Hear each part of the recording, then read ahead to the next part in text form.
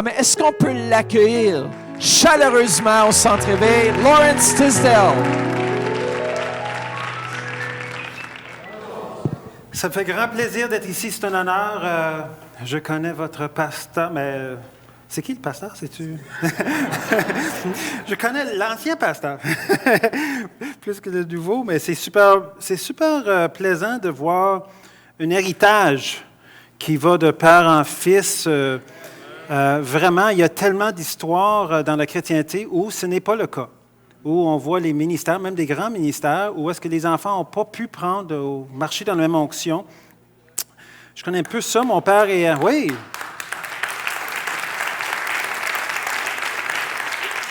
Moi, j'ai grandi... C'est un peu aussi la mentalité qu'on donne à nos enfants. Ce n'est pas le sujet auquel je veux parler, là, mais est-ce qu'on a mis les diapos? Est-ce qu'on peut mettre mes diapos sur ça du côté aussi? Oui, parce que ça va être beaucoup plus clair tout à l'heure. Pas tout le temps, c'est parfait. Juste... C'est bon, mais la télévision va avoir besoin de voir qu'est-ce que je vais mettre. Mais, moi, je ne suis pas trop important, mais c'est ça. Oui, juste... des fois, les gens ils parlent d'un phénomène en anglais qui s'appelle PK, les preachers' kids, les enfants des prédicateurs, les enfants des pasteurs, qui ont tendance à être les pires enfants. Mais ce n'est pas vrai. Mais c'est une réalité qu'on a une focus sur eux. Et moi, j'ai quand même été fils d'un prêtre anglican. Et ce que moi j'ai appris, c'était qu'on était des chrétiens et que le monde autour de nous ne l'était pas. Et qu'on allait les amener l'amour de Dieu. Mais je ne m'attendais pas d'être bien reçu par tout le monde autour de moi. Et ça fait toute la différence. Je ne m'attendais pas à être ami avec tout le monde. Jésus n'est pas cool. Si Jésus devient trop cool, ce n'est plus le Jésus de la Bible. Et donc, il y a une réalité qu'il ne faut pas se conformer à notre siècle. Et j'étais grandi comme ça, donc c'était habituel pour moi. J'étais habitué de m'attendre que quand j'étais à l'université, j'étais le seul chrétien dans mon département. OK, c'est super. J'ai beaucoup de personnes à qui présenter l'Évangile. Donc, c'est une opportunité pour moi, c'est un marché. Donc, je suis au Québec, en 1990, le Seigneur m'a parlé, a dit commencer une association créationniste pour la francophonie. Et c'est ça. Alors, c'est ça que j'ai fait. J'ai commencé l'Association de sciences créationnistes du Québec avec 6 autres hommes. Et depuis ce temps-là, on parle... oui, je fais des conférences en anglais aussi. D'ailleurs, il y a un débat sur YouTube. Il y a 700 000 personnes qui sont allées le voir, que j'ai fait sur les ondes de télé nationales au Canada il y a quelques années. Mais pour moi, ce qui est dans mon cœur, même si je suis anglophone, ce qui est dans mon cœur, c'est la francophonie. Et ce qui a fait que le Seigneur a ouvert des portes un peu partout pour parler au Québec, en Europe. J'ai fait plusieurs tournées en Europe. Et chaque fois, c'était une bénédiction pour moi. Et le besoin dans la francophonie était énorme. Parce que, surtout en France, Québec aussi, il y a beaucoup de cartésiens dans la francophonie. Oui, ils sont très émotionnels, mais il y a vraiment des penseurs dans la francophonie. Et c'est difficile de les rejoindre juste par une émotion.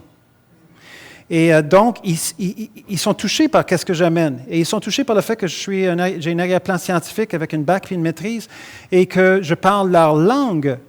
Et ça, c'est important, plus important que vous pensiez. Paul, quand il a prêché en Acte 17, il a prêché au grec, puis il a parlé de leur poète. Il avait lu leur littérature, il a parlé leur langue. Nous, on essaie de parler une langue chrétienne à des Grecs. Et ça ne se rejoint pas. On a besoin de parler la langue. Et présentement, la vérité pour notre société est connue d'après des scientifiques. Les scientifiques ont remplacé les pasteurs. Pourquoi pensez-vous que dans une annonce de Volkswagen, il y a quelques années, ils mettaient le mécanicien dans un sarrau blanc? Il n'y a aucun mécanicien qui porte un sarrau blanc. La seule raison, c'est parce que si je porte un sarrau blanc, alors je dois dire la vérité, je suis un scientifique. Sauf que ce n'est pas vrai de tout. Le scientifique est aussi humain que tout le monde et il a ses propres préjugés. Il les amène, ces préjugés et ses façons d'interpréter qui influencent énormément ses résultats. Alors, je change de sujet. mon intro. On a des DVD. Je vais aller le plus vite possible à la fin. Je ne sais pas ce que le Seigneur va faire, mais j'ai plein de DVD. Métamorphose est incroyable. Il y a une série en français. Il y a de l'anglais aussi en arrière pour ceux qui en veulent. Métamorphose, c'est quelque chose que j'ai toujours mis dans mes débats. J'ai fait 19 débats dans les universités.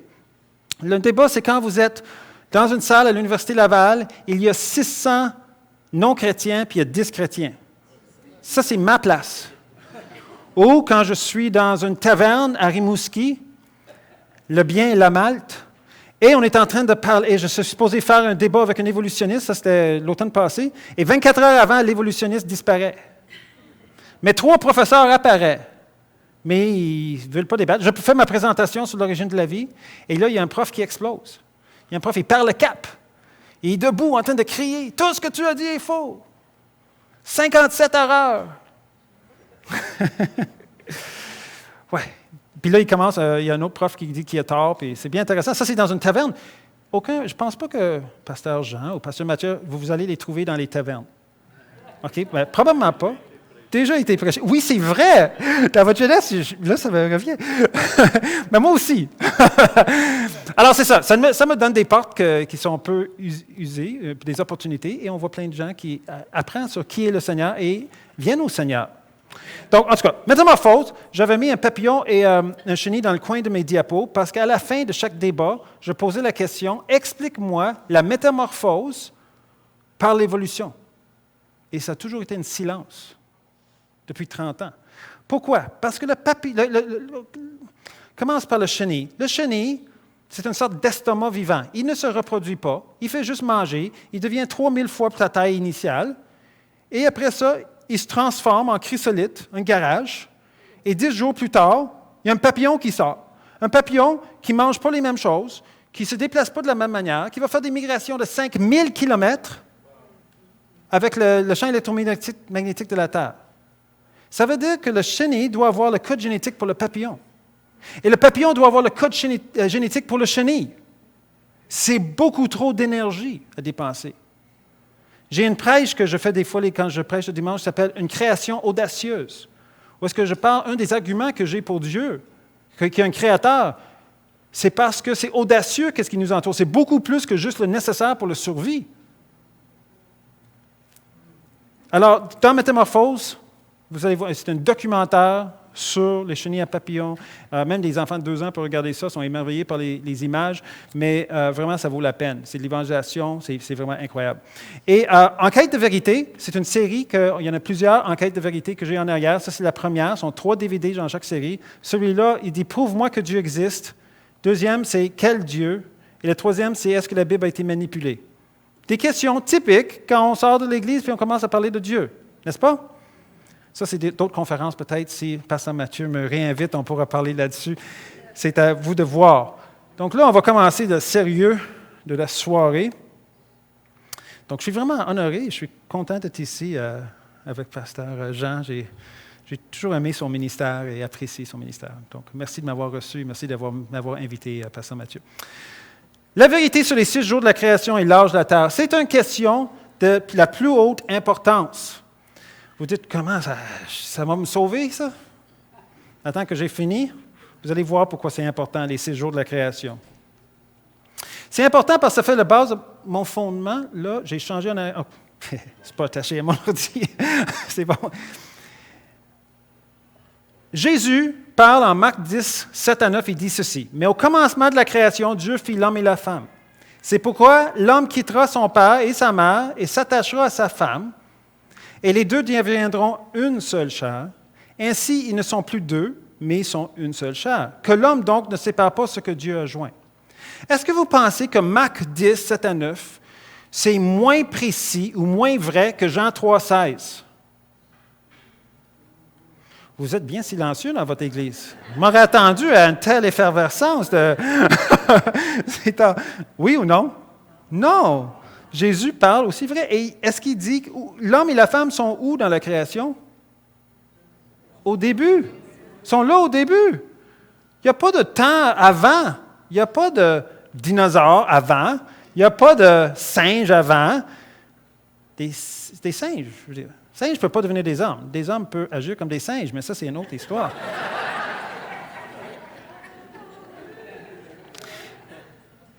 Et malheureusement, il y a des gens, même des chrétiens, qui veulent faire de la Genèse une sorte de poésie, une histoire morale, et on va faire une sorte de discussion où est-ce que ce n'est pas vrai jusqu'à Abraham. Et le problème avec ça, c'est où est-ce que c'est en train de changer. C'est une narration au début. C'est voici qu'est-ce que j'ai fait la première journée, deuxième journée. C'est pas une poésie. Poésie hébreu, c'est pas comme la poésie en français où est-ce qu'on essaie de rimer des choses. Non, non, non. Poésie en hébreu, c'est des parallèles. On les voit dans le psaume, on les voit dans le Cantique des Cantiques, on les voit des images.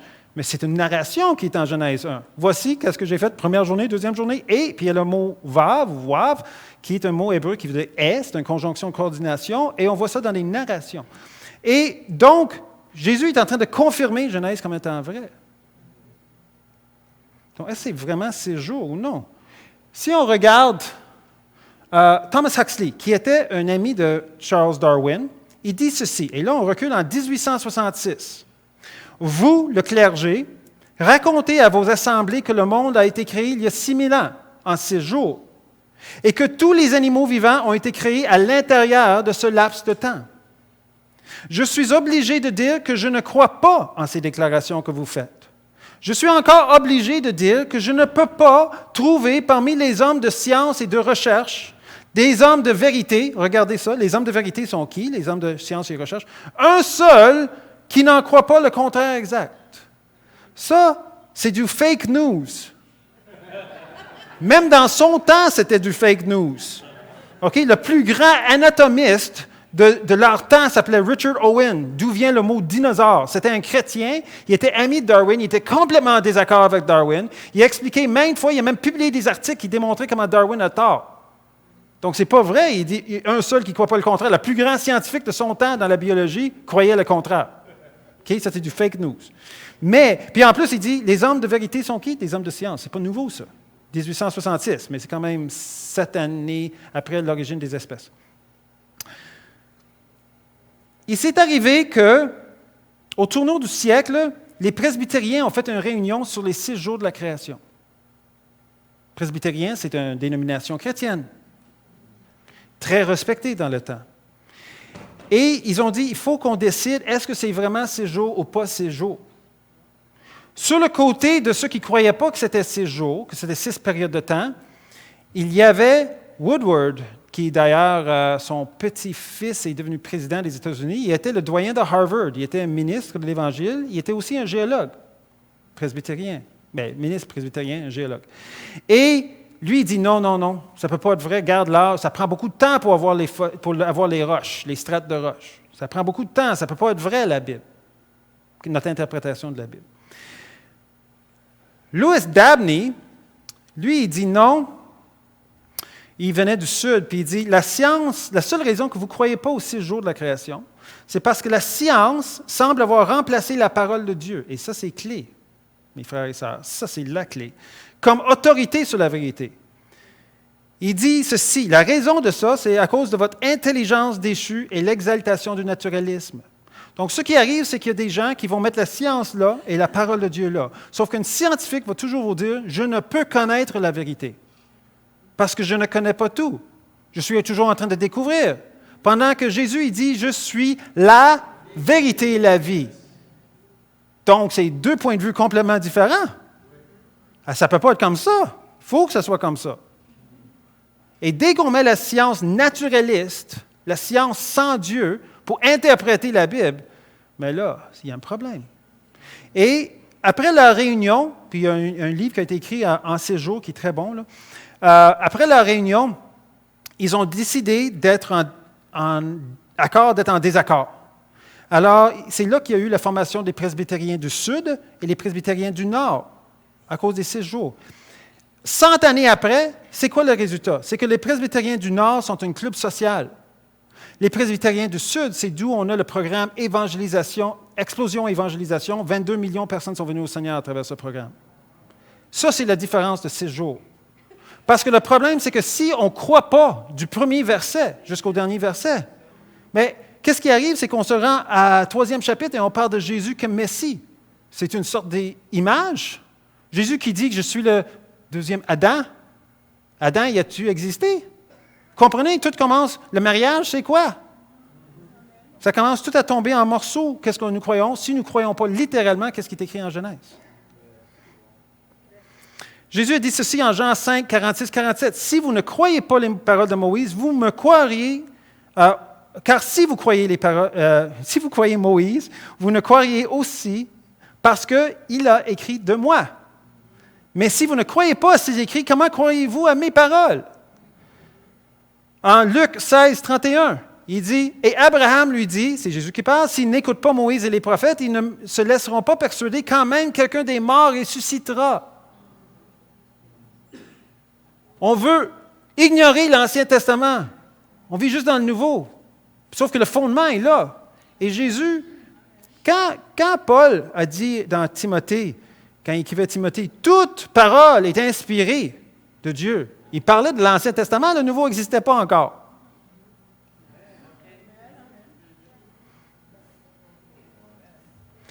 Pourquoi je crois dans les 6 jours? Voici 10 raisons de croire en 6 jours théologiques.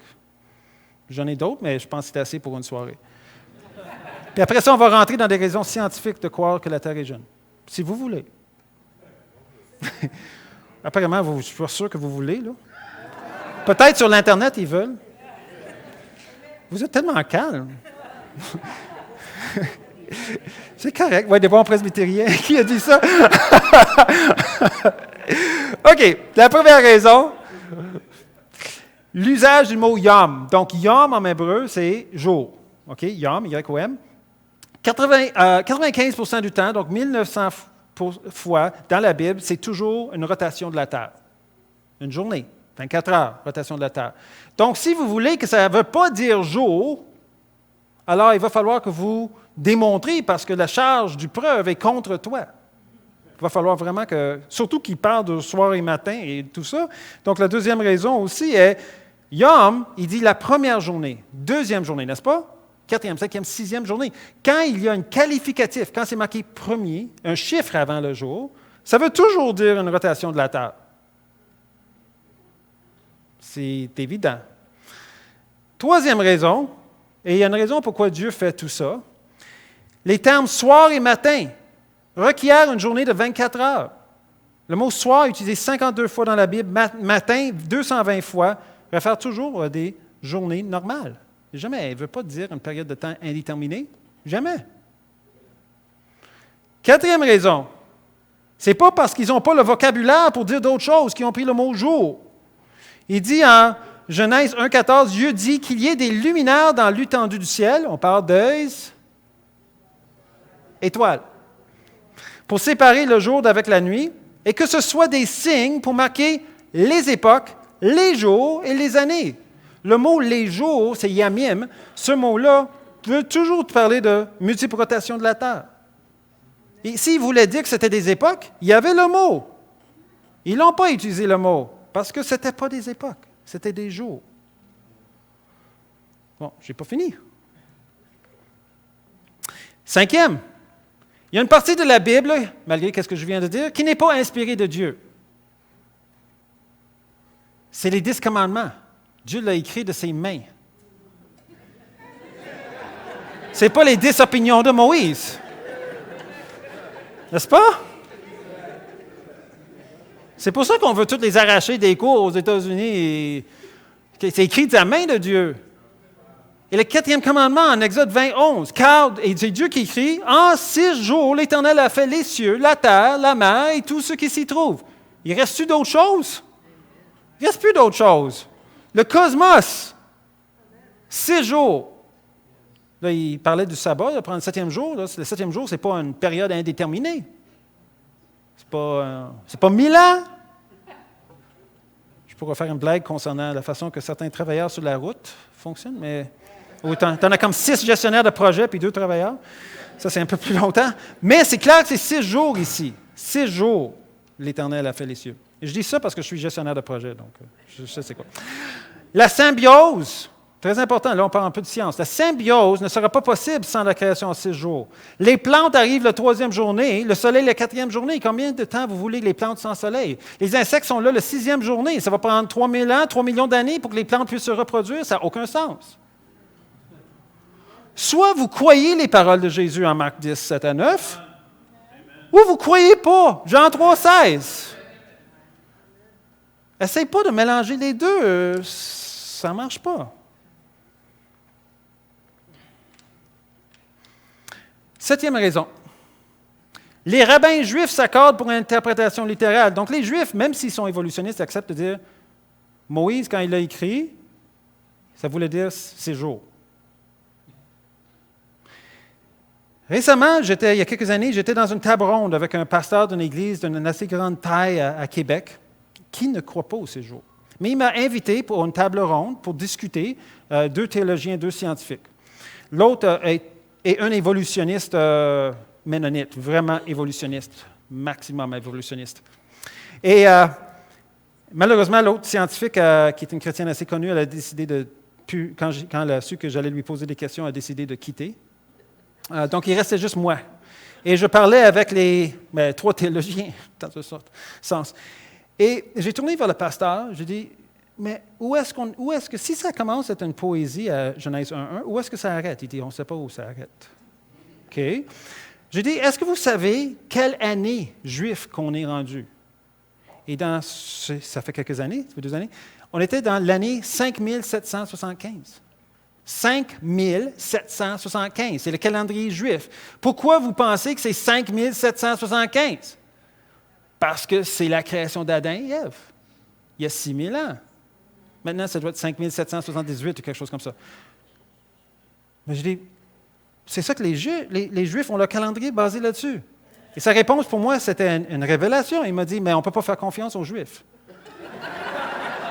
Je dis, wow, Jésus est un Juif, je fais confiance à lui. Yes, sir. Heureusement, ce pasteur-là croit au moins dans l'historicité d'Adam, ce que l'autre évolutionniste, il ne croyait pas, mais voilà.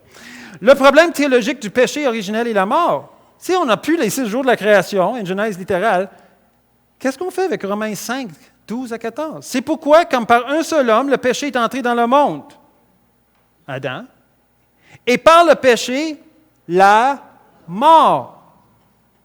Et qu'ainsi la mort s'est étendue sur tous les hommes, parce que tous ont péché. Cependant, la mort a régné depuis Adam. Si Adam n'est pas une personne réelle, c'est une sorte de Saint-Homme que Dieu a insufflé, on a un problème.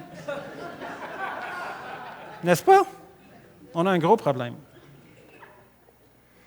On n'a pas fini. 9e sur 10, naturellement, on l'a vu, je ne ferai pas de temps là-dessus. Marc 10, 6, au commencement de la création, Dieu fit l'homme et la femme. Et finalement, la 10e raison pourquoi il faut croire en 6 jours, c'est, Jésus le confirme, il confirme lui-même l'historicité des premiers chapitres de Genèse. Luc 11, 50 à 51. Vous dites, pasteur, vous donnez beaucoup de versets ce soir. La parole de Dieu, c'est de l'eau vivante sur vos âmes. Laissez-vous être lavé par cette parole. Luc 11, 50 à 51. Afin qu'il soit demandé compte à cette génération du sang de tous les prophètes qui a été répandu depuis la création du monde, depuis le sang d'Abel. Donc, Abel, c'est une vraie personne, jusqu'au sang de Zacharie, le prophète, tué entre l'autel et le temple. Oui, je vous le dis, il en sera demandé compte à cette génération. Ce verset-là n'a aucun sens si les premiers chapitres de Genèse sont juste une sorte de poésie, une histoire morale. Vous voyez comment ça devient important, qu'est-ce que nous croyons? Ce n'est pas nouveau, ce problème. On va regarder une prêche sur les 6 jours qui s'appelle l'Oxymorion de Saint-Basile en à peu près 350, 360 après Jésus-Christ. Okay? Ça fait longtemps, là, 360 années après Jésus-Christ. Là. Voici qu'est-ce qu'il dit. L'auteur voulait, il parlait de Moïse, l'auteur voulait déterminer la durée d'une journée et d'une nuit. C'est comme si Moïse avait dit 24 heures constituent la durée d'une journée. Il dit, rejette les idées ridicules de ces philosophes arrogants qui ne sont pas gênés de mettre leur âme au même niveau que l'âme des chiens et qui prétendent que leur origine aurait été des buissons et des poissons marins. Ils démontrent qu'ils sont moins futés que les poissons. Bon, Saint Basile avait un peu d'humour. Il dit, ceux qui n'acceptent pas les Écritures dans leur sens ordinaire et commun disent que l'eau n'est pas de l'eau, mais quelque chose d'autre.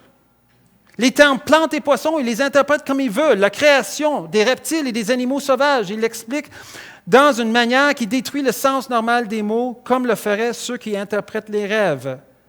Il conclut en disant ceci, « Pour moi, quand j'entends le mot « herbe », je pense à l'herbe. » Et de même avec la verdure, les poissons, les animaux sauvages et domestiques, je prends tout dans le sens le plus littéral parce que je n'ai pas honte de l'Évangile. Un bon main d'applaudissement à Saint-Basile.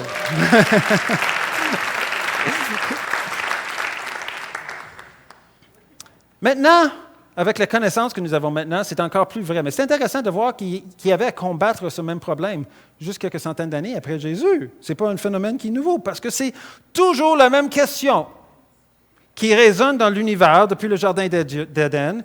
Dieu a-t-il réellement dit? C'est toujours la même question. OK? Et donc, il faut qu'on le réponde à chaque génération, au fond. Donc, est-ce que la Terre a des milliers ou des milliards d'années? J'ai combien de temps, Pasteur Mathieu?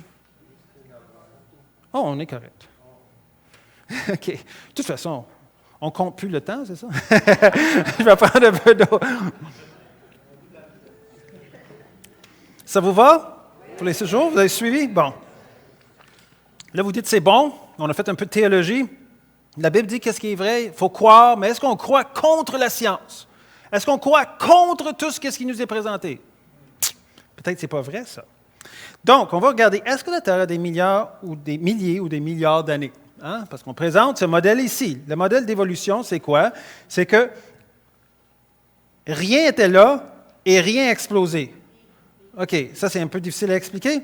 Et tu n'avais rien, puis là, tu as quelque chose. Et rien n'a explosé, c'est devenu à partir du gaz. Déjà, c'est un modèle qui est un peu bizarre, j'ai une autre conférence là-dessus. La matière chaude et liquide commence, là, la matière se solidifie. D'ailleurs, il y a un énorme problème avec cette idée-là que la poussière, premièrement, que le gaz s'agglomère, c'est déjà un problème. Vous savez, gaz, la loi de Boyle, tu mets du gaz ici, il se répand partout. Là. Il n'y a pas tendance à venir comme ça. Donc, ils ont dit, ouais, mais pour faire ça, ça a pris une singularité. Singularité, singulier, une fois. Ça veut dire que ça a pris un miracle. OK, ça a pris un miracle. Même toi, tu as besoin de Dieu. OK, c'est pas biblique ton affaire, mais tu as besoin d'un Dieu. Tu as besoin d'un créateur. Non, l'univers est éternel. Ah oui? Bizarre, parce que toute matière a besoin d'un début. Ce qui est intéressant, ils répondent jamais à cette question-là. Toute matière a besoin de matière, toute a besoin d'une mère. Ils répondent jamais. Ils disent, ouais, mais ton Dieu, qui a créé Dieu? Ouais, ce n'est pas une réponse à le problème de la matière. N'est-ce pas? Ils viennent changer de sujet parce qu'ils n'ont pas de réponse. Donc, premièrement, garde-les sur le sujet. Quand vous me répondez à comment la matière apparaît à partir de rien, moi, je vous répondre comment Dieu est éternel. La discussion va changer rapidement. Mais en fait, Dieu est éternel parce que ça a du sens. Il n'est pas fait de matière, Dieu. Donc, il n'y a pas besoin de début. Il est éternel. Là, ça tourne dans vos têtes. Je peux presque entendre vos cerveaux. OK. L'idée que la poussière s'agglomère, voyons donc. Oui, c'est vrai, sous vos lits, vous avez des poussières qui s'agglomèrent. Mais le problème, c'est que la poussière est légèrement attachée par de l'électrostatique, qui n'est pas très fort comme force. Alors, quand d'autres boules de poussière électrostatique se touchent, ils s'éclatent. Donc, le seul modèle qu'ils ont pour la formation de matière, c'est que, et c'est ça qui est publié, vous avez de la poussière 1 mètre de large, 1 mètre, 3 pieds de large, et que dans un instant, c'est devenu 100 kilomètres de large. Un instant. Un autre miracle. Moi, j'ai besoin de moins de miracles. Et à la fin de tout ça, c'est nous. Donc, tu as la matière chaude, tu as la matière qui solidifie, tu as des milliards d'années, et nous. Donc, nous, on est les poussières d'étoiles. En 1831, Charles Lyell, qui était un avocat et un géologue amateur, très populaire dans la révolution industrielle parce qu'il creusait des canals, puis là, il commençait à trouver plein de fossiles en creusant les canals, comme ici, à Ottawa. Dans les mêmes années, hein, le rideau a été construit en 1825 jusqu'à 1832. Donc, c'était les mêmes choses arrivaient. On creusait, on trouvait des fossiles. Là, on essaie d'expliquer les fossiles. Et il y avait naturellement des chrétiens qui disaient « Ah, mais c'est le déluge ». Et là, tu as les évolutionnistes qui disent d'autres choses. « Oh non, ça prend beaucoup trop de temps. C'est pas similaire. » Charles Lyell, il a dit ceci, c'est très révélateur. Il dit ceci, « J'ai conçu l'idée, il y a 5 ou 6 ans, que si jamais la géologie mosaïque, ça veut dire la géologie de Moïse, la géologie du déluge, pourrait être mise de côté sans offenser, ce serait dans une esquisse historique. » Son esquisse historique, c'était les principes de géologie, publié en 1831. Ça a influencé les géologues. Une esquisse, c'est une sorte d'histoire. Ce n'est pas basé sur des faits. Très important. Et il est allé au Canada, d'ailleurs. Et il a publié sur les chutes Niagara. Les chutes Niagara, ça, c'est une image, mais là, vous ne voyez pas grand-chose ici, mais ici, vous avez une image. Ici, ça, c'est une peinture faite en 1840 en haut. En bas, ça, c'est une photo prise dans les années 80. Et tout ce que vous voyez après les points qui sont là, en bas, ça, c'est l'érosion, dans une centaine d'années. Donc, ils creusent. L'eau creuse la roche. Si vous montez le canal, ce n'est pas un canal, si vous montez la rivière, vous allez voir, il a creusé à peu près 36 000 pieds. OK? Sur 36 000 pieds, il y a du sable. Donc, où est-ce qu'il y a du sable, ça passe plus vite. Lui, il a demandé, sans jamais mesurer, il a demandé à un fermier local à quelle vitesse que c'est en train de faire de l'érosion. Le fermier a dit, d'après moi, 3 à 6 pieds par année. Il parlait en pieds dans ce temps-là. 2 mètres par année. Charles Lyell a dit, non, le fermier, il exagère. C'est 1 pied par année. Et c'est ça qu'il publie dans son esquisse. 36 000 ans. Il n'a pas contredit la Bible directement. Il est allé sans offenser indirectement. Sauf que les gens qui lisaient, ils voyaient, mais 6 000 ans, 36 000 ans. Qui a raison? Parce que dans son livre, il a dit, c'est un fait, c'est un pied par année, mais ce n'est pas un fait. La vraie vitesse, c'est plus proche de 2 mètres. Le fermier avait raison. Et ça aurait confirmé le déluge au lieu de faire l'inverse. Mais ce n'est pas ça qui est rentré dans l'esquisse. C'était un but, il y avait un but. Et depuis ce temps-là, on a tout ce concept de le registre, ce j'appelle le registre fossile imaginaire. Donc, dans les revues, en bas, on a des trilobites, et ça monte, et on a des dinosaures, et éventuellement, ici, d'autres sortes de dinosaures plus grands, des ammonites, et les mammouths et les humains. Donc, on est supposé voir cette progression dans la Terre, des transitions entre toutes ces espèces de vie jusqu'à nous. On est supposé récapituler l'évolution. Darwin a dit, en sortant de seuil de notre porte, on devrait trébucher sur nos ancêtres. Okay? C'est ça qu'il nous présente. Et c'est supposé prendre des centaines de millions d'années. OK. Comment ils font une roche? Je n'ai pas amené des fossiles avec moi cette fois-ci, peut-être dans la prochaine fois. Mais une fossile n'a pas de date quand on le sort de la terre. Il n'y a pas d'étiquette dessus, c'est juste dans les musées. Alors, comment ils font pour dire que quelque chose, l'âge d'un fossile? Premièrement, on ne peut pas dater un fossile parce que c'est de la roche sédimentaire. Tout fossile est fait de roche sédimentaire. C'est un mélange de roches. Comment voulez-vous qu'on date un mélange de roches? On ne sait pas quelle roche qu'on est en train de dater, quel morceau. Donc, on date des laves, on va dater des granites, on va trouver une autre manière de dater. Et même avec ça, il y a des problématiques. Donc, on va parler quelques instants sur la datation radiométrique. Vous vous dites, ça va être dur à soir. Je viens de vous donner 25 minutes de théologie. Vous pouvez rester avec moi pour de la science, quelques minutes, oui? OK. OK. Directement de l'Encyclopédie Larousse, comment on date les roches, la datation des roches? Dater une roche ou une formation est essentiel pour pouvoir le replacer dans l'échelle géologique. Les roches sédimentaires sont aisément datées, j'aime beaucoup le mot aisément daté, surtout qu'on ne peut pas les dater de tout, sont aisément datées par les fossiles. Attends, est-ce que j'ai dit le mot radiométrie? Est-ce que j'ai parlé de potassium, argon, uranium, plomb, strobidium, rubidium? Fossiles. OK. Il vient de dire que les roches sédimentaires sont datées par les fossiles qu'elles contiennent.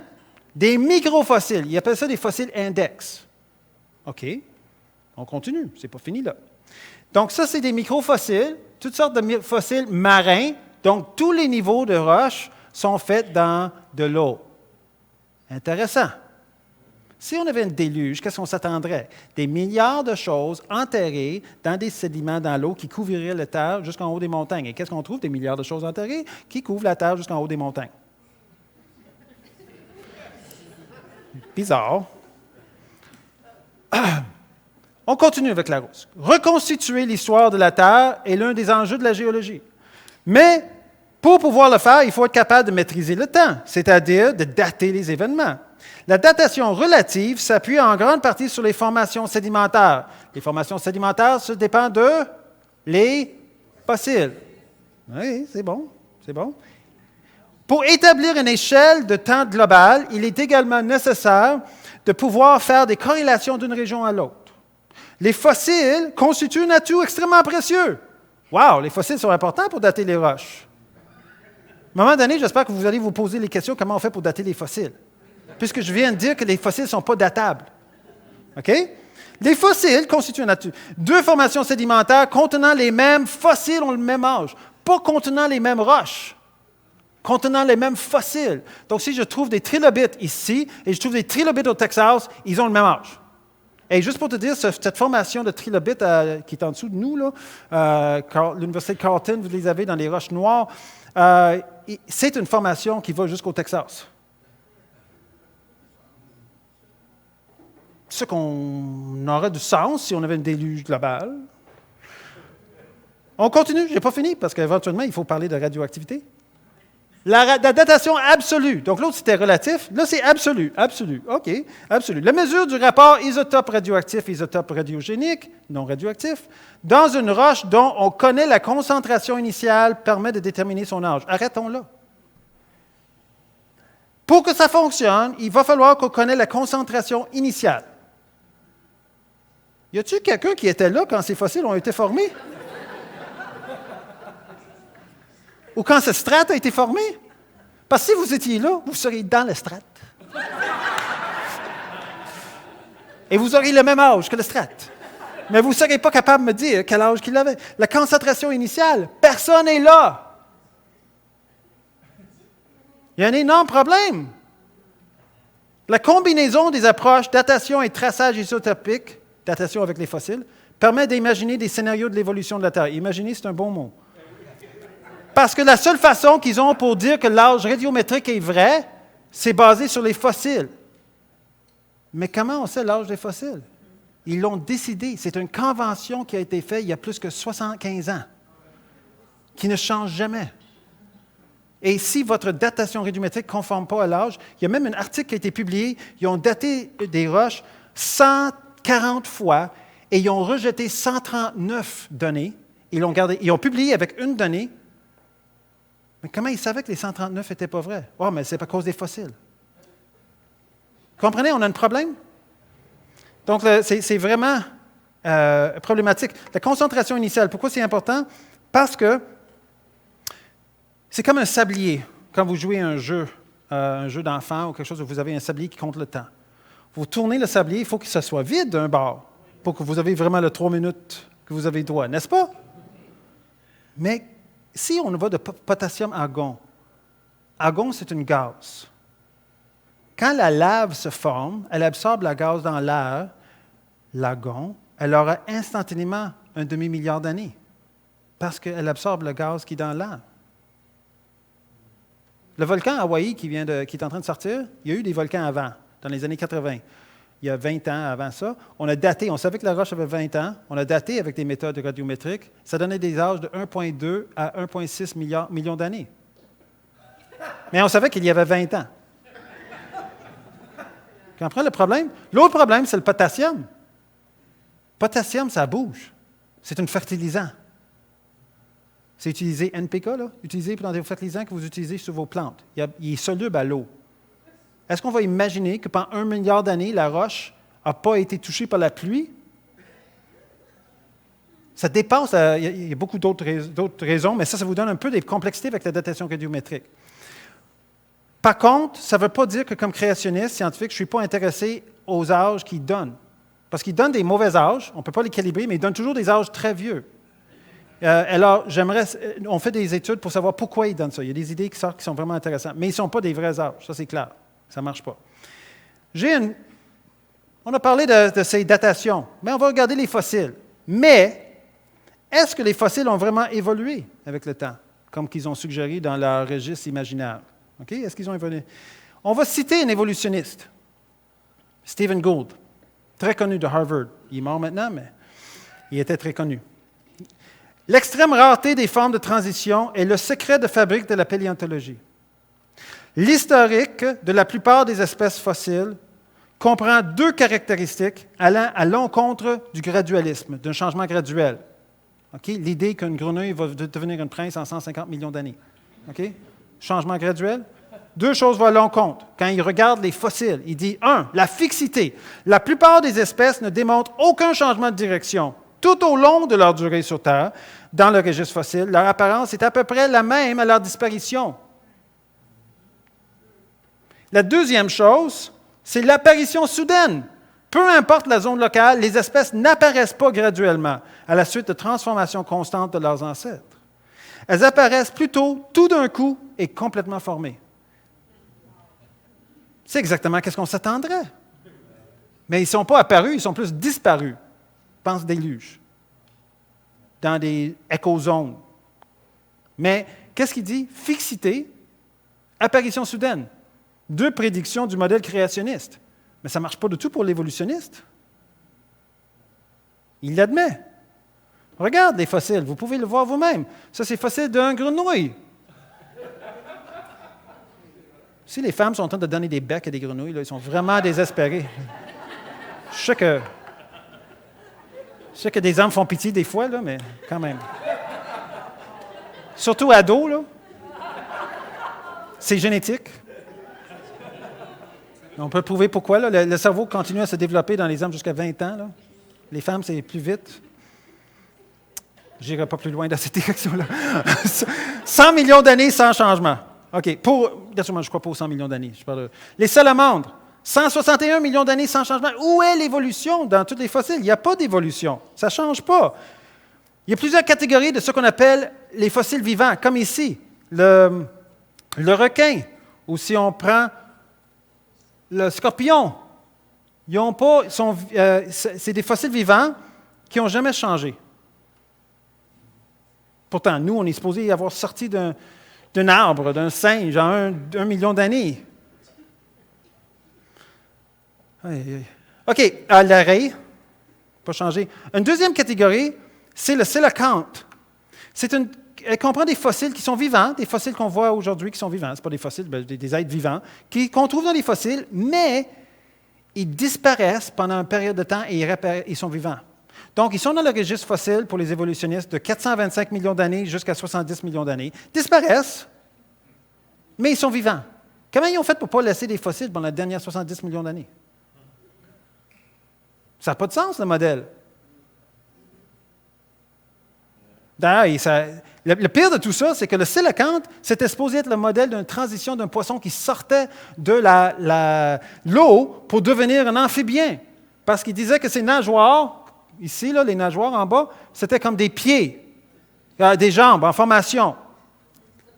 Quand ils ont découvert finalement où est-ce qu'il demeure à 300 mètres sous la surface de l'océan. 1000 pieds.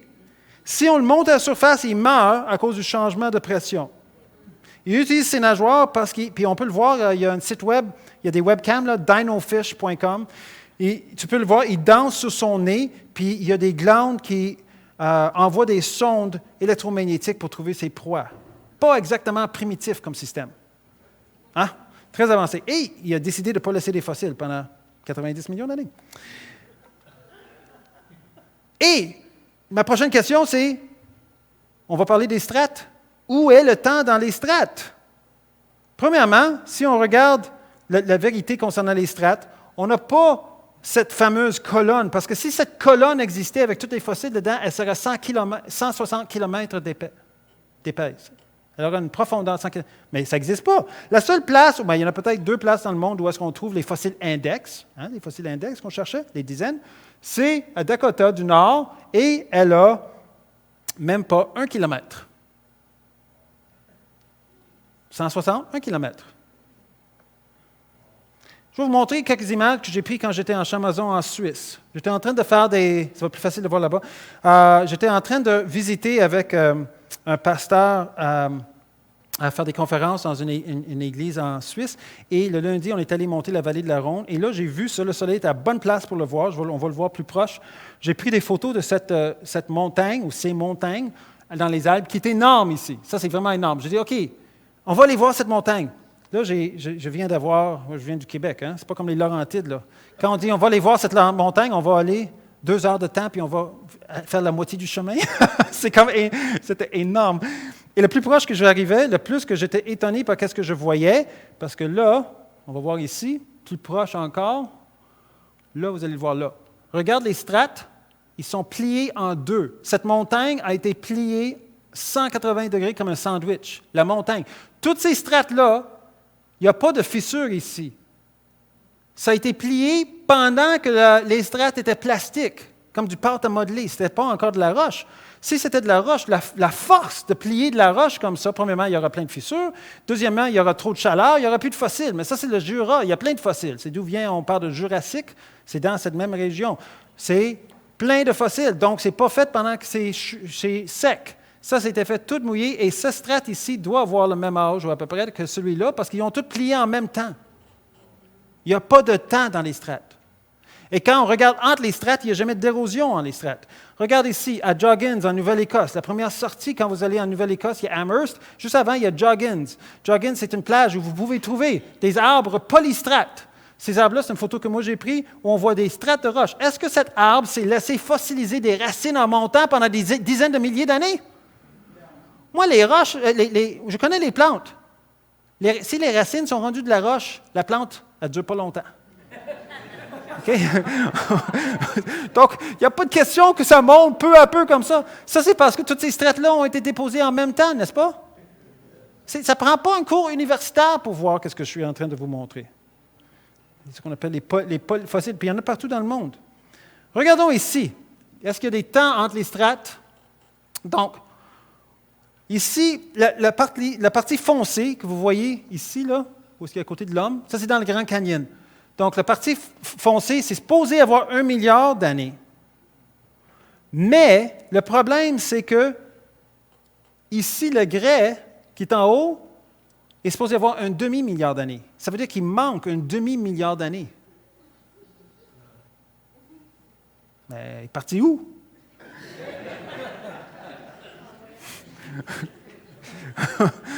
Québec, on est supposé avoir les dernières, il manque comme 350 millions d'années à peu près.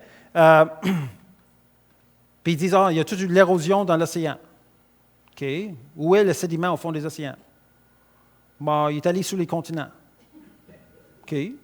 Mais là, il manque un Grand Canyon dans le Grand Canyon. Ceux qui veulent présenter dans le Grand Canyon, ceux qui veulent vous faire penser, c'est qu'on a ces 10 aires géologiques que vous voyez ici. Cambrien, Ordovicien, Silurien, Carbonifère, Permien, Crétacé, etc., jusqu'au tertiaire qui sera la nôtre. Ça, c'est qu'est-ce qui vous présente. C'est tout basé sur des fossiles index. OK? Donc, vous direz, dans le Grand Canyon, on devrait trouver tout ça. C'est creux de 1,6 km de creux. On devrait trouver plein de strates. Non, c'est ce qu'on trouve, c'est ceci. On trouve 3 seulement. Le Cambrien, le Permien et le Carbonifère. Oh, mais là, il y a un problème ici. Il y a une lacune de 150 millions d'années. Ils disent qu'il n'y a pas de problème. En fait, il y a un problème insurmontable. Parce que ce n'est pas comme si vous marchez dans le Grand Canyon et il y a une partie du sol qui flotte dans les airs en haut de vous. OK? Il est directement posé comme ça. Aucune trace des 150 millions d'années. Carbonifère, c'est 300, ça c'est 300 millions d'années. Là, vous avez 150 millions d'années. Il manque 150 millions d'années. Boum, gone. Plus là. Peut-être que c'est plus facile juste de dire qu'il n'a jamais été là. OK, on va parler de volcans pendant quelques instants. Ça, c'est Mont-Saint-Helens. Mont-Saint-Helens, la partie nord du volcan a sauté. Souvent, c'est le partie nord parce qu'il y a plus de neige sur le côté nord, donc l'eau, la neige fond. Ça devient comme une sorte de soupape, comme une bouilloire. Et donc, ça a tendance à sauter sur le côté nord. C'est ça qui est arrivé. Et ça a fait un nuage pyroclastique, que vous voyez ici, qui descend à des centaines de kilomètres à l'heure. Ça tourne. Comme ça, puis c'est chaud, ça tourne. Ça, c'est très intéressant. C'est important le côté tourné. Que ce soit dans l'eau, que ce soit dans l'air, quand on commence à tourner, on a un effet de centrifuge, où est-ce que des particules plus denses vont sortir avant les particules moins denses. Je vais vous montrer qu'est-ce que ça crée. Ça crée ceci. Cette formation ici, il y a une personne en bas. Je ne sais pas si vous voyez la personne en bas ici, là. OK. 60 pieds. Donc, toute cette 20 mètres de roche a été formée en 23 heures. Strates inclus, par ce nuage pyroclastique que vous venez de voir. Ça ne prend pas des longues périodes de temps pour créer les strates. Ça prend juste les bonnes conditions, avec beaucoup de sédiments. Et ces strates-là, c'était juste un mouvement du nuage. Il se tournait, donc, il faisait un niveau de graines plus dense, moins dense. Et on voit ça d'ailleurs, j'ai parlé avec quelqu'un qui travaille dans le sable, dans les sabliers, puis il dit, oui, on voit ça dans les couches de sable, quand on est en train de les enlever, ou est-ce que c'est des couches plus épaisses, moins épaisses, plus granulaires, moins granulaires, etc. C'est tendance, parce que ça a été formé dans l'eau.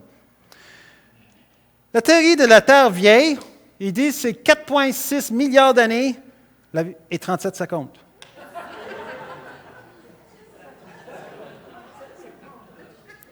Ils ne savent pas, ils disent on ne sait pas grand-chose concernant le 37 secondes, mais on sait beaucoup concernant le 4,6 milliards. Il faut beaucoup de foi. C'est le dogme central et la conséquence, parce qu'ils ont décidé ça, en partie parce qu'ils ont besoin du temps pour que les grenouilles deviennent des princes. La conséquence, c'est que les motivations et les intérêts profonds pour maintenir une idéologie que la Terre est vieille. Est-ce que la Terre est vieille? Mais regarde, à part de ce que je vous ai montré, si on regarde le potassium argon, on va sauter l'explication parce que je vous l'ai déjà donnée. Donc, l'explication de base, la dégradation, il faut qu'il soit connu, n'est-ce pas? La vitesse qui change. Il ne doit y avoir aucun changement de l'aliment, que ce soit l'aliment qui sort ou l'aliment qui rentre. Il ne faut pas que les ratios changent. Parce que l'idée, c'est que tu commences ton sablier, tu le tournes, et là, qu'est-ce qui est radiométrique, qu'est-ce qui est radioactif, va changer en non radioactif naturellement avec le temps. Ça, c'est l'idée, c'est vrai. Mais il faut qu'il y ait nul pour le côté où est-ce que le produit, il faut que ce soit zéro. Parce qu'il y en a déjà, il y a déjà un âge. Troisième problème, le système doit avoir été fermé durant toute la période. Il ne doit pas avoir aucune interaction avec l'environnement, sauf qu'on sait que ce n'est pas vrai.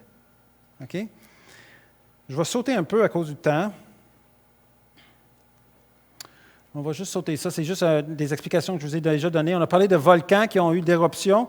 Je vais vous montrer des échantillons qui viennent d'éruptions volcaniques. Okay? L'âge réel, moins de 50 ans, c'est 100% certain. On l'a vu.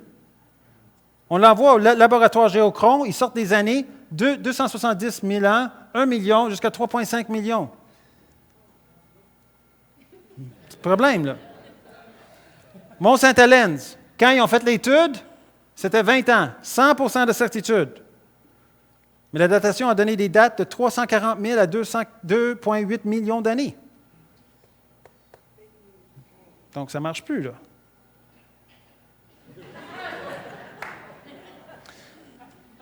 Carbone 14. Carbone 14 est intéressant parce que ce n'est pas basé sur des minéraux, c'est basé sur du vivant.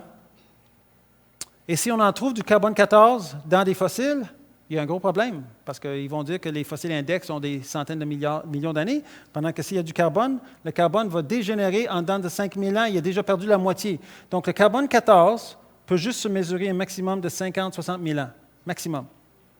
Après ça, tu n'en as plus.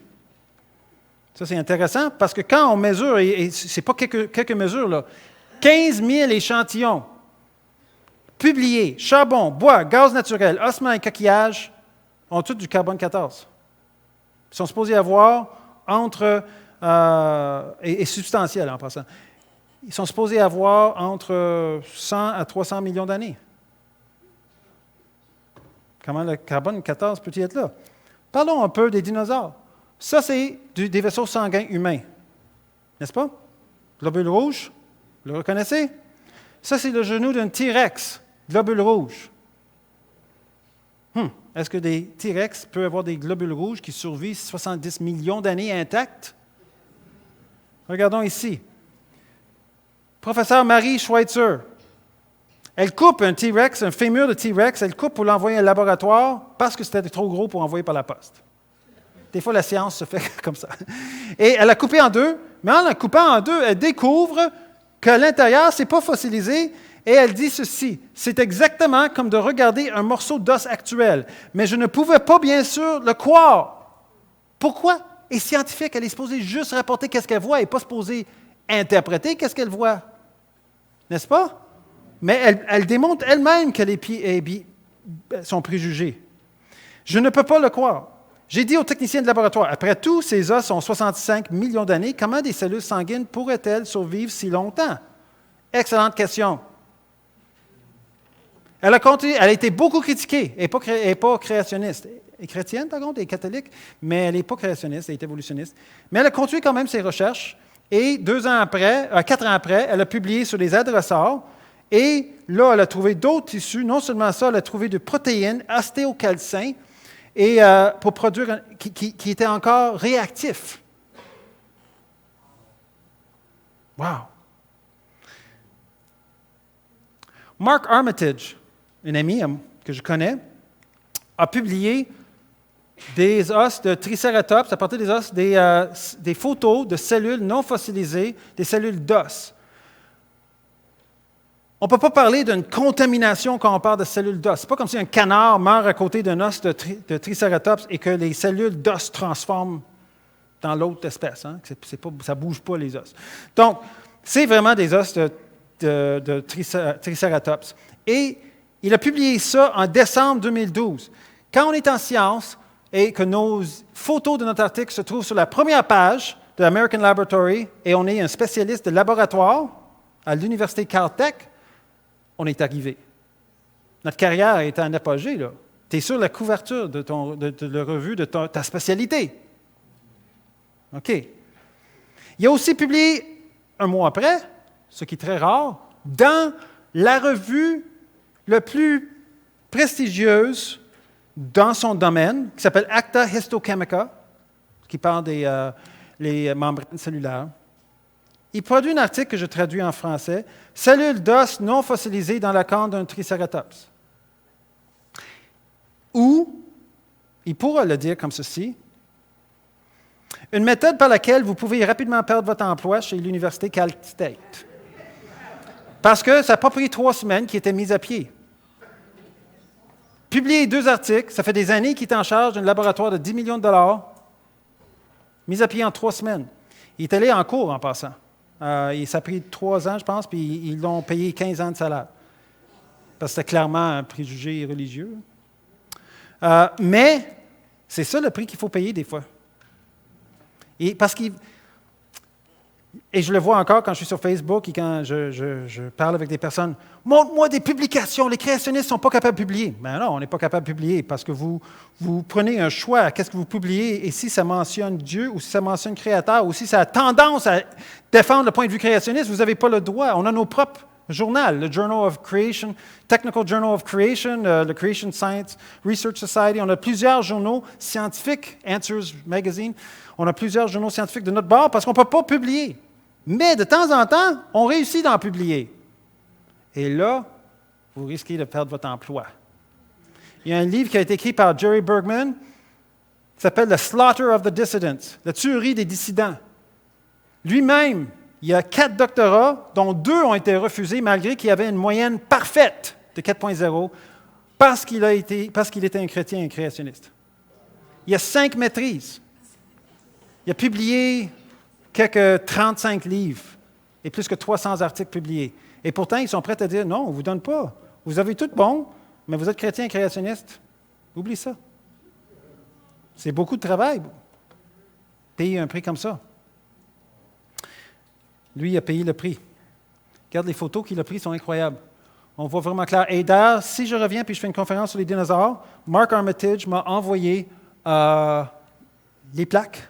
Puis j'ai un microscope, puis vous pouvez tous venir regarder ces cellules non fossilisées des dinosaures. Je ne pouvais pas l'amener ici, là, mais puis je viendrai avec plein de fossiles, on remplira la place.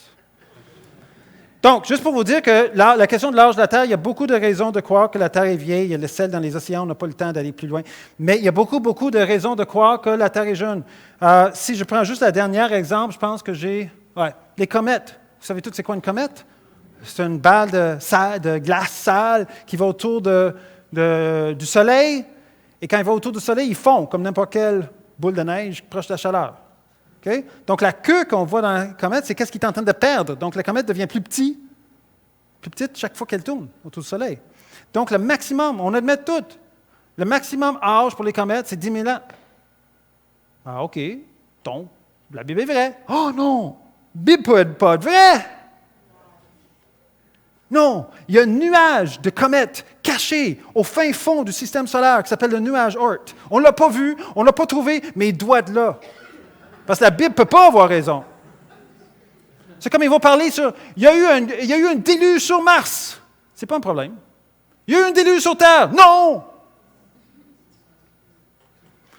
Ils veulent que les continents, parce qu'ils ont des strates, ils veulent que les continents descendent en bas du niveau de l'eau 28 fois et qu'ils remontent. Moi, je veux juste un déluge global. Ils veulent 28.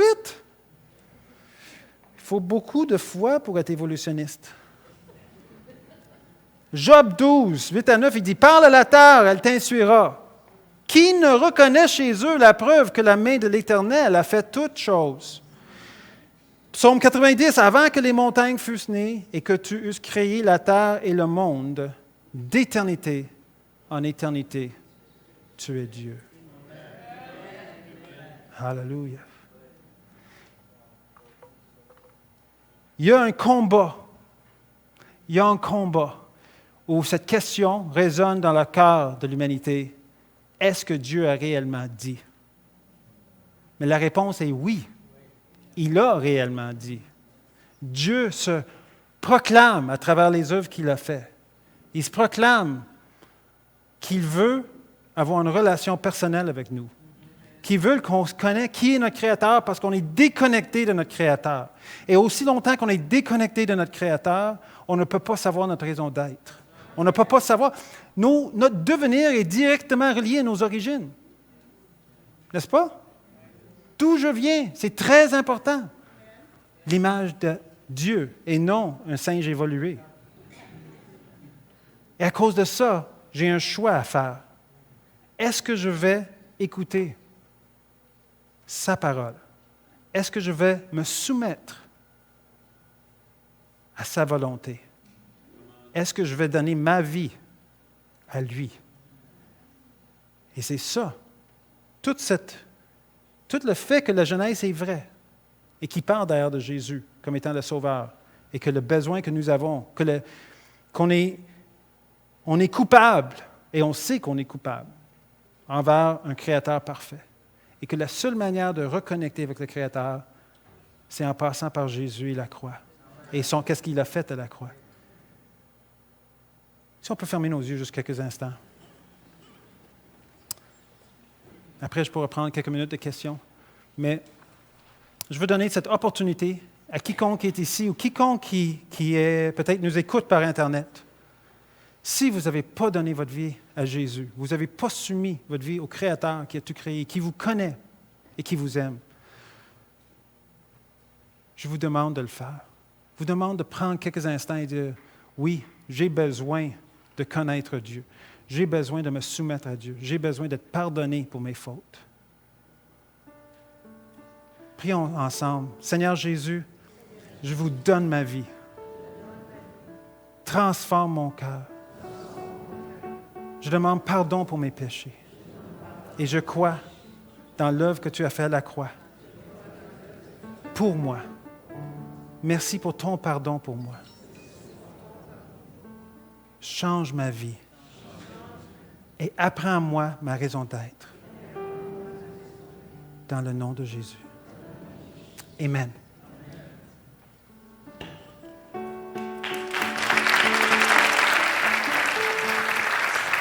On a-tu le café? Wow! Comment Dieu est bon ce soir. Wow, quelle Quel message vraiment rempli d'informations et de... C'est pour ça qu'on a l'Internet. Pour ceux qui ont peut-être manqué quelques bouts, ben, c'était tellement pacté de richesses. Vous pouvez vous procurer le DVD ou regarder en ligne par après, réécouter, parce que c'était tellement profond. Les choses qu'il a mentionnées, si vous avez capté... s'il y avait des questions ce soir... Oui, une question. OK, moi, je veux savoir quand est-ce que les dinosaures ont été créés puis quand est-ce qu'ils ont disparu? OK, quand est-ce que vous pensez... Quand est-ce qu'ils ont été créés puis quand est-ce qu'ils ont disparu? Quand est-ce que vous pensez qu'ils ont été créés? Bien, moi, je pense en même temps que les autres animaux. OK, pourquoi? D'Adam et Ève, parce que... Parce que? Bien, parce que les animaux ont été créés à ce moment-là, donc font partie des animaux. Parce que vous croyez Genèse. Oui, c'est ça. Oui. Puis disparaître, bien, pourquoi qu'il n'y en a plus de dinosaures? Et pourquoi vous pensez qu'il n'y en a plus? Bien, là, je pense que c'est avec le déluge, probablement. C'est avec le déluge. Oui. Oui, tu n'as pas besoin que je réponde à vos questions. Vous savez ces OK. réponses. mais pourquoi ça serait ce genre de créature-là? Y a-t-il une raison qu'on pourrait penser? Pourquoi qu'ils n'ont pas, qu'ils n'ont pas rentré dans l'arche? Pourquoi il n'aura pas rentré dans l'arche? C'était trop gros. Mais pourquoi il aura pris les gros? Le plus grand œuf de dinosaure, pour le plus grand dinosaure, l'œuf n'est pas plus grand que ça. Ah non? Il commence tout petit, il ne commence pas soudainement. OK, oui, c'est vrai. Mais pourquoi? C'est ça, est-ce que... Mais Noé a pris ceux qui étaient reproductifs sur l'arche. Pourquoi il prendrait les vieux?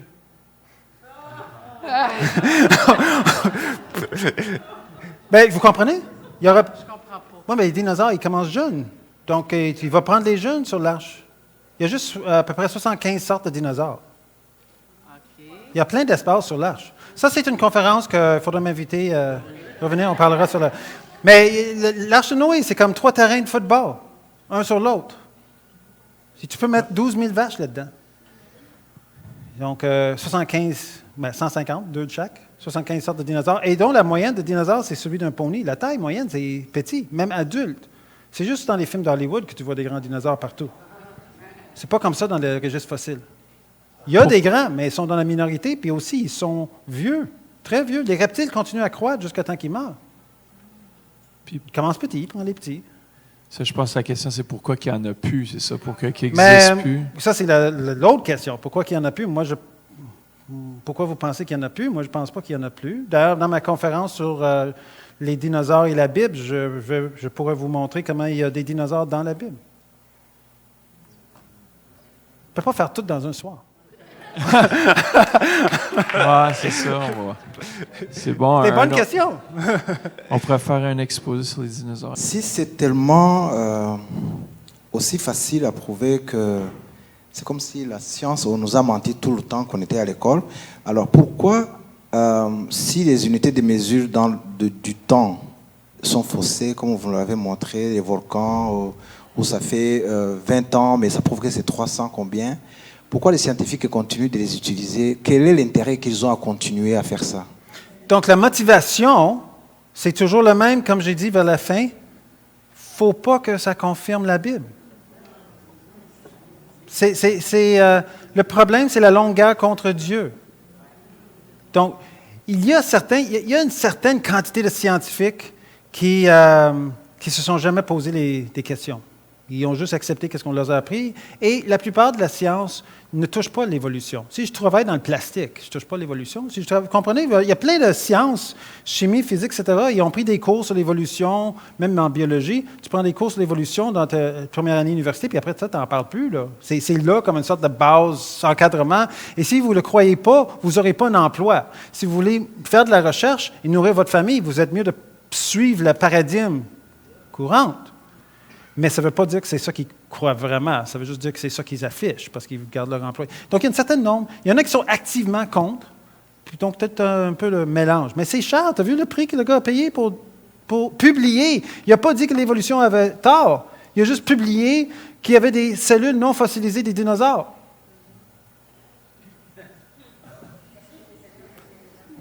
Donc, c'était là pour voir, ouais, ça. Donc, c'est ça. Vous comprenez la problématique autour de la science? Donc, il y a une motivation pour faire ça qui est double.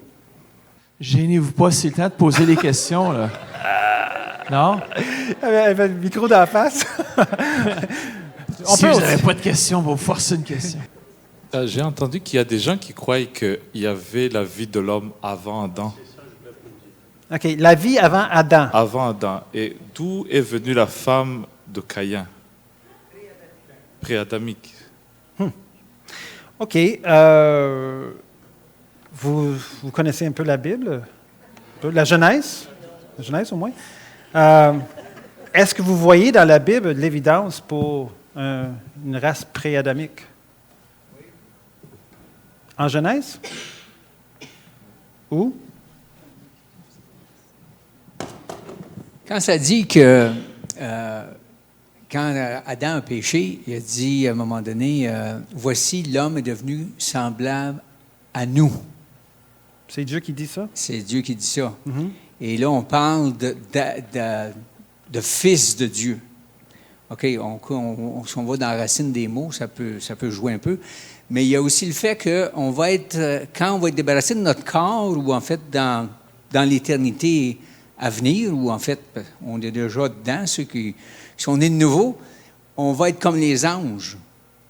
Puis les anges, c'est des esprits. Donc, Dieu donne un corps aux esprits, comme il le veut. Oui, mais ce pas des humains. Ben, on parle de très on différents. parle pas d'humains, on parle d'un autre genre de vie. C'était des esprits. OK, mais ce n'est pas de la vie biologique. Ce n'est pas d'une race pré-adamique qui est humain. On parle des fils de Caïn. Donc, ça peut pas être, c'est pas adamique. Premièrement, quand Dieu dit première journée, ça veut dire que c'est la première journée.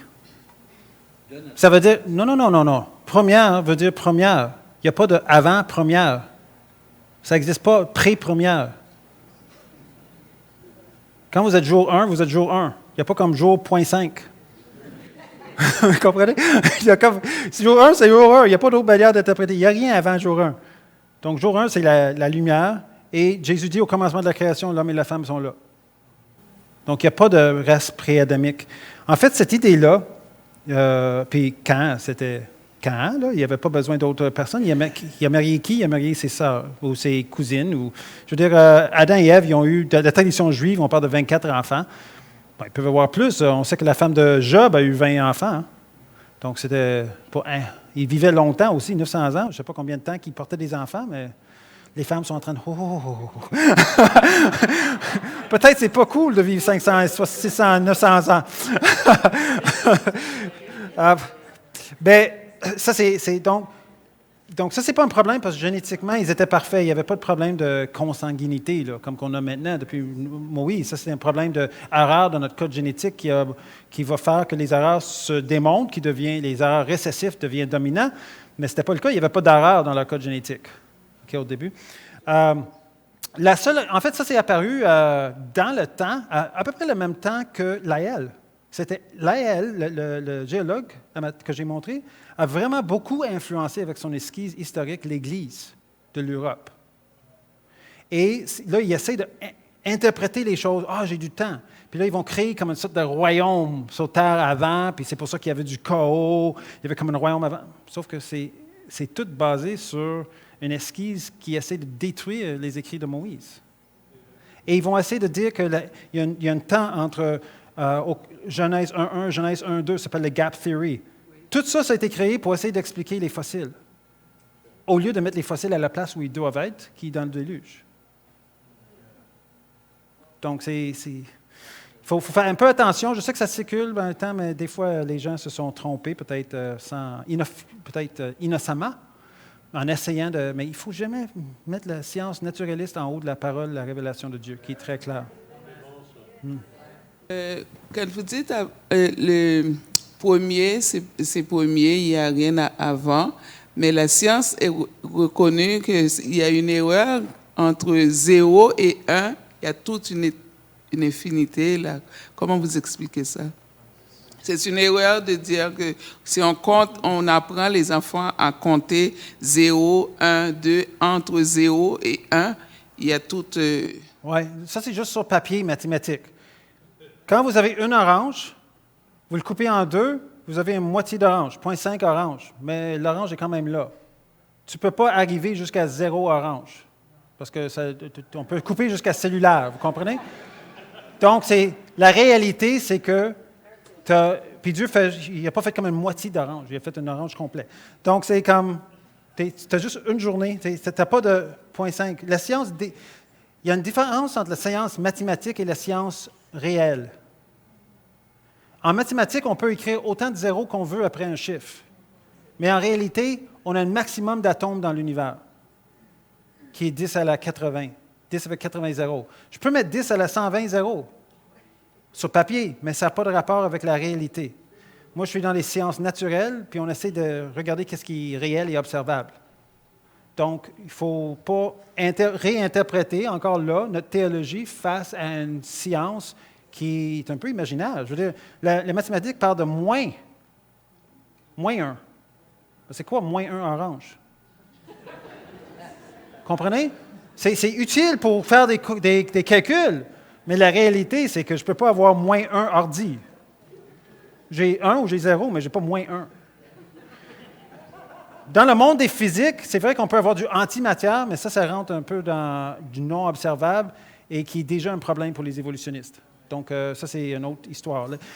Mais voilà, j'espère que ça a aidé. Je ne veux pas rentrer trop en détail, là. On va faire du monde. On parlait que Satan avait été précipité, là, oui. Lucifer. Oui.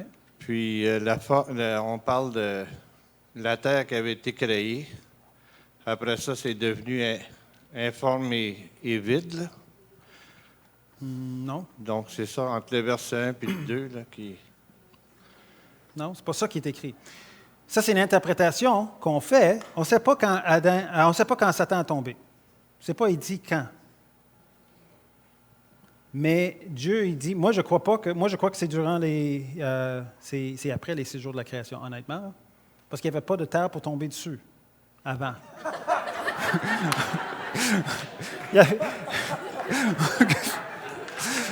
Donc, il faut que ce soit après les 6 jours de la création.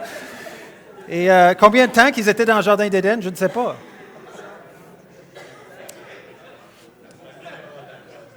Je voulais pas être drôle, là, mais tout le monde est en train de rire. Mais c'est des bonnes questions, parce que ça circule par mes chrétiens, puis j'apprécie l'opportunité d'y répondre. C'est super. Il y a une femme en arrière qui a une question. J'espère que ça vous aide un peu, là. Puis je suis ici, je suis en hôtel à Ottawa, là, puis donc j'ai pas besoin de courir chez moi à Saint-Jérôme. Contrairement à des personnes qui viennent de Madagascar, moi je suis Saint-Jérôme. Oui. Oui, toujours avec la notion de temps. Quand il a dit dans la Bible que pour Dieu, un jour, c'est comme 1000 ans, et c'est comme comment vous comprenez comme ce parallèle-là, toujours avec la notion de temps? OK. Il y a une citation qu'on dit parmi les pasteurs. Un verset sans contexte est un prétexte. OK? Le contexte de ce verset-là, en Psaume, puis dans le Nouveau Testament. C'est un contexte prophétique et c'est très simple. C'est en train de dire que Dieu est en dehors du temps. Donc, un jour, c'est comme 1000 ans, 1000 ans, c'est comme un jour. C'est comme, il y a pas de, c'est un parallélisme qui veut juste dire Dieu ne compte pas le temps comme nous, parce qu'il est en dehors du temps. Tout simple. Ça n'a aucun rapport. Vous vous souvenez que je dis, les plantes sont là le 3e jour, le soleil le 4e jour. Tu veux 1000 ans pendant que les plantes n'ont pas de lumière? Ça ne s'applique pas. C'est le contexte qui est important. Il ne faut pas appliquer, je pense que c'est Psaume 90 à Genèse 1.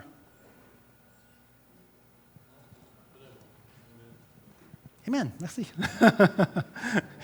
C'est un peu différent. J'aime beaucoup, en passant, oui, là, on fait de la science, mais moi, je suis musicien, je suis trompettiste, puis j'aime beaucoup la louange. J'adore la louange. J'aurais préféré faire votre 45 minutes de louange que ce soit moi. Vous avez une très bonne équipe ici, c'était bien cool. Il y a Josué a arrêté le soleil à un moment. Dieu. Josué, les bras sont pas assez longs. Oui. Je n'ai pas compris ce verset dans la Bible. Oui, Josué. Oui, parce qu'on nous a enseigné que c'est la terre qui tourne. Et dans la Bible, on nous dit que Josué arrêta le soleil. Est-ce que c'est la terre qui s'est arrêtée? Donc, c'est Dieu qui a arrêté le soleil. Josué a prié. Est-ce qu'on n'a aucune idée? J'ai aucune idée. J'ai même fait les calculs pour essayer de... Qu'est-ce que ça prendrait pour arrêter la Terre de tourner? Il n'y a aucune manière. Il y a des choses qui sont des miracles, qu'on n'essaie pas d'expliquer d'une façon naturelle. OK? Quand Jésus a marché sur l'eau, est-ce qu'on essaie de faire une explication naturelle pour ça? Je veux dire on dit qu'il y avait un athée qui avait... ou C'est quelqu'un qui ne croyait pas. Il dit, hey, Jésus, il marchait sur l'eau, mais on sait bien que... non, excusez-moi. Quand il parle de la mer morte la mer rouge qui a été ouverte pour Moïse. OK? Donc là, le gars, il dit, il ne faut pas croire ça, c'était une saison où est-ce que l'eau était basse. C'était facile pour qu'il traverse. Là, la personne qui parlait, elle commence à se réjouir. Il dit, mais pourquoi vous êtes content? Wow, il a réussi à enterrer les Égyptiens dans 2 pouces d'eau.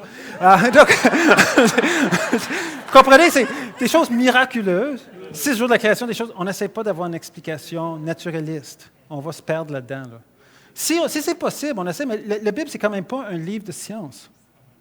Donc, comme le déluge, c'est comme 3 chapitres, quelque chose qui a complètement refaçonné la Terre. Nous, on voudrait avoir beaucoup plus d'informations.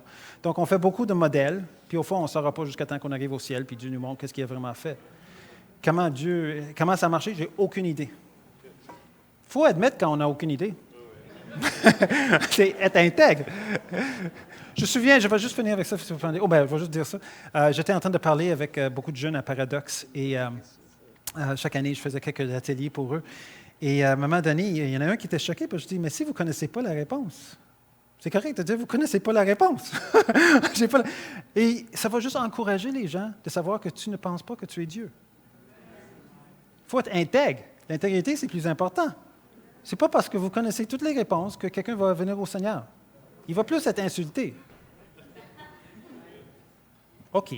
Je prêche, puis tu peux dire Amen ou Ouch ou n'importe quoi, mais vas-y. Mais j'avais eu une question assez bizarre, là, mais est-ce que la Terre est ronde? Je sais que c'est bête comme question. Ronde. Mais il y a beaucoup de théories qu'on entend. Est-ce que la Terre est vraiment un globe rond? Il y en a qui disent que ça serait plat. Ben, je sais que, en tout cas, ça a été... OK. OK, ça c'est très simple. Je n'ai pas besoin de répondre. Juste va sur l'Internet et va voir un webcam du station internationale qui est ouvert tout le temps, International Space Station. Il y a une webcam, tu peux voir la Terre. Et elle est ronde. Ces mêmes personnes qui vont dire que la Terre est plate vont dire qu'on n'est jamais allé sur la Lune. Parce que de la Lune, ils ont pris des photos de la Terre qui est ronde. Donc, c'est une conspiration. C'est un montage. Mais oui, c'est un montage. Et ça a coûté super cher parce qu'ils sont allés sur place pour faire le montage. La Bible dit que la Terre est une sphère, tu n'as pas besoin de... Mais ils savaient, là, ils savaient. Quand vous voyez sur l'océan, un bateau, quand il arrive sur le bord de l'océan, il ne fait pas comme poup, tout le bateau apparaît. Il apparaît premièrement le mât, puis après ça, tu vois le bateau progressivement. Donc, même si tu étais sur la surface de la Terre, qui est très, très large, on peut voir qu'il y a une courbe. Donc, c'est comme... Non, je ne sais pas pourquoi les gens... J'ai aussi vu quelques personnes, puis ça donne un mauvais témoignage de la foi, honnêtement. Parce que c'est pas... La Bible ne dit pas que la Terre est plate d'aucune manière. Mais j'accepte que vous posez la question, mais... c'est ça. Oui, je voulais savoir, la Bible dit qu'au commencement, Dieu créa le ciel et la terre, oui. Et la terre était informe et vide. Oui. Je voudrais savoir, ma question a 2 volets. Premièrement, c'est que pourquoi, à la création de la terre, elle a été faite d'abord informe et vide, et puis comment Dieu a créé la terre, parce que la Bible dit que tout a été créé par la parole, et Dieu n'a parlé qu'après qu'on ait dit qu'il avait créé la terre, le ciel et la terre. Je ne sais pas si c'est clair. Non. Tohu bohu, c'est une expression en hébreu qui veut dire une sorte de désordre. Ce n'est pas ordonné, parce qu'il a pris le gars, il a pris ce qu'il y avait comme matière, et il a fait la terre. Donc, c'était pas en ordre, puis c'est devenu en ordre. Okay? Il a pris ce qu'il y avait comme matière qu'il avait créée, il a fait la terre. C'est pas plus compliqué que ça, dans un sens. Il ne faut pas voir plus que ça. Il y avait pas de... Si c'est informe, ça veut dire qu'il n'y a pas de forme. Ça veut dire qu'il n'y a pas de... Comme la table ici a une forme. Si tu es dans une liquide, puis c'est ça qu'on suggère que l'univers était, c'était de l'eau. Dans 2 Pierre 3, 6 dit que dans les derniers jours, ils vont nier 3 choses. Que Dieu a tout créé, que c'est à partir de l'eau que tout a été créé et que le déluge a détruit la terre. C'est les 3 choses qu'ils vont nier dans les derniers jours.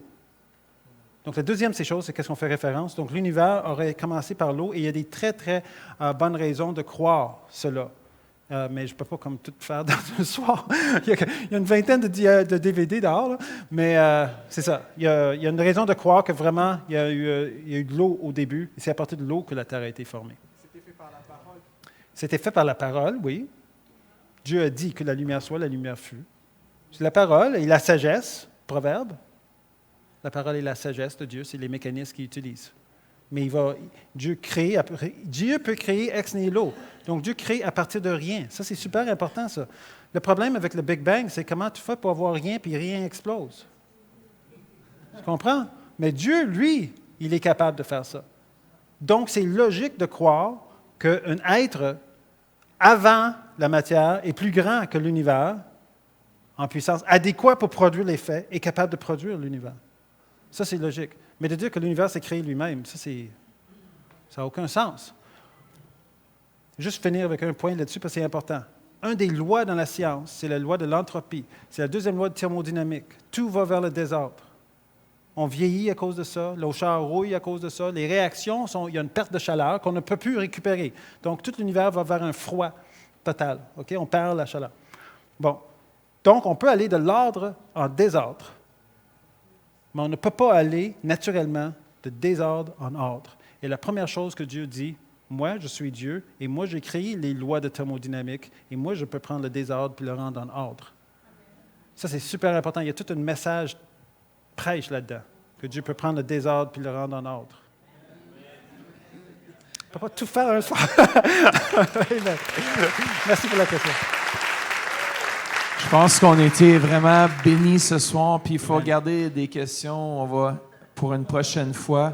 Ah oui. C'est sûr et certain qu'on va pouvoir vous réinviter une autre fois. Puis peut-être vous parler de l'école biblique. On ne sait pas encore, mais définitivement, on va pouvoir travailler ensemble dans le futur. En tout cas, est-ce qu'on peut donner une autre main d'applaudissement? Merci. Amen. On ne va pas vous garder plus longtemps, mais on va juste fermer nos yeux puis prier ensemble, puis pour ça à l'Internet aussi. Seigneur, merci pour cette soirée. Merci pour ta présence. Et Père, on te remercie que dans tout cela, Père, on voit que ta parole est vraie et que tu as créé toutes choses et que tu as mis de l'ordre. Père, on te remercie que toi seul peux mettre de l'ordre même dans les vies qui sont en désordre. Père, tu es un Dieu tout-puissant. On te remercie pour chaque personne dans ce lieu, pour chaque personne qui sont en ligne. Et Père, merci pour la conviction de ton Saint-Esprit qui vient dans chaque cœur qui ont écouté la parole et qui puissent se convertir, qui puissent donner leur vie pleinement à toi. Père, on te remercie dans le précieux nom de Jésus. Amen. Soyez bénis ce soir.